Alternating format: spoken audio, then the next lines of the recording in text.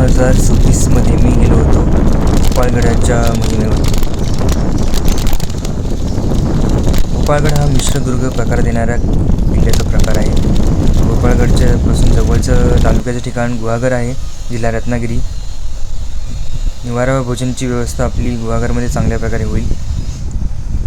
तसेच दाभोळपासून तुम्ही जर फेरीबोटीने आला तरी हा किल्ला तुम्हाला खूप जवळ आहे. गुहागरहून अंजनवेल 12 किलोमीटरवर आहे. चिपळूणहून गुहागर 40 किलोमीटरवर आहे. एनरॉन वीज प्रकल्पामुळे अंजनवेल गाव प्रसिद्ध आहे. साधारण 16व्या शतकात विजापूरच्या आदिलशहाने हा किल्ला बांधल्याचा उल्लेख आहे. किल्ल्याच्या भोवती कोरडे खंदक आणि प्रवेशद्वाराजवळ किल्ल्याची माहिती देणारी पाटी आपल्याला पाहावयास मिळते.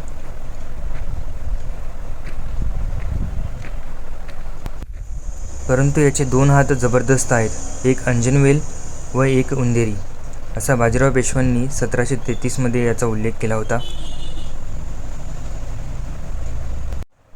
गोपाळगडाच्या पायथ्याशी अंजनवेल हे गाव वसले आहे.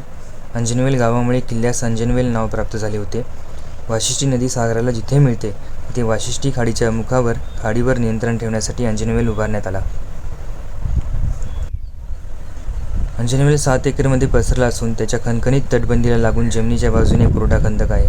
शत्रू थेट तटाला लगट करू नये यासाठी हा खंदक खणला गेला. किल्ल्याचे मुख्य प्रवेशद्वार सुस्थितीत असून दिवड्या आहेत. गडामधील जागा मण्यार व मस्तान यांच्या खाजगी मालकीची आहे व सध्या त्यावर वादविवाद चालू आहेत. आतमध्ये त्यांनी आंब्याची झाडी लावली आहेत. त्याचं वार्षिक उत्पन्न ते घेत असतात. आंब्यांच्या घनदाट झाडीमुळे आतमधला परिसर फारसा नीट पाहता येत नाही.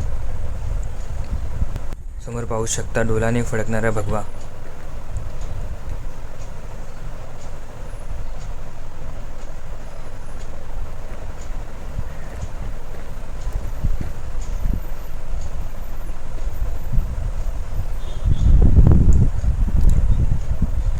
आतली जागा खाजगी मालकीची असल्यामुळे प्रवेशद्वारावर त्यांनी तसा बॅनर पण लावलेला आहे आणि फाटक देखील लावलेलं आहे. किल्ल्यात 3 खोल विहिरी आहेत. पैकी 2 विहिरींमध्ये उतरण्यासाठी निम्म्यापर्यंत पायऱ्या आहेत. एक मोठी बावडी आहे. वाड्याचे अवशेष आहेत. देवाचे स्थान, चोर दरवाजा, समुद्रापर्यंत गेलेली माची, तटबंदीवर जाण्यासाठी ठिकठिकाणी बांधलेले पायऱ्यांचे सोपान, तटामधील खोली अशा अनेक वास्तू पाहण्यास आहेत. सन 1862मध्ये गडाच्या बुरुजावर 12 बुरुजांवरती तोफा होत्या आणि गड चांगल्या अवस्थेत होता. आज एकही तोफ पाहावयास मिळत नाही. आदिलशहाचा हा गड शिवछत्रपतींनी 1659-60मध्ये घेतला. मुघलांचा चाकर असलेल्या जंजिरेच्या सिद्दी याकुत खानने अंजनवेल डिसेंबर 1700मध्ये मराठ्यांकडून घेतल्यापासून अंजनवेलचा चांगला जरारा मराठ्यांवर पडला. सन 1733मध्ये मराठ्यांनी सिद्दीविरुद्ध मोहीम उघडून रायगड व इतर स्थळे जिंकली. मात्र अंजनवेल घेणे जमले नाही. मराठ्यांना अनेक ठिकाणी पराभूत होऊन माघार घ्यावी लागली. जानेवारी-फेब्रुवारी 1734मध्ये रामाजी पंथा समागमे 1000 स्वार व 700 मावळे अंजनवेलीस रवाना करण्यात आले. शिवाजी खंडेराव यांनी अंजनवेलीस वेढा घालून तोफांच्या माऱ्याने किल्ल्याची भिंती हादरून टाकल्या. पण चिवट सिद्धीच्या पराक्रमापुढे मराठ्यांना अंजनवेलची मोहीम आवर्ती घ्यावी लागली. किल्ल्याच्या भेटीदरम्यान मला एक छोटा मावळा भेटला. त्याचे कुटुंब सुभेदार करणकिसन पवार दरवर्षी या ठिकाणी आंब्यांच्या सीझनमध्ये येतं. थोडंफार उदरनिर्वाह त्यांचा त्यावरती होतो. शाहू महाराजांनी पेशव्यांचे ऐकून तुलाजी आंग्रेंना पण घातला की त्यांनी सिद्धीकडून अंजनवेल व गोवलकोट घेतला तर त्यांस सरकेल पद देऊ.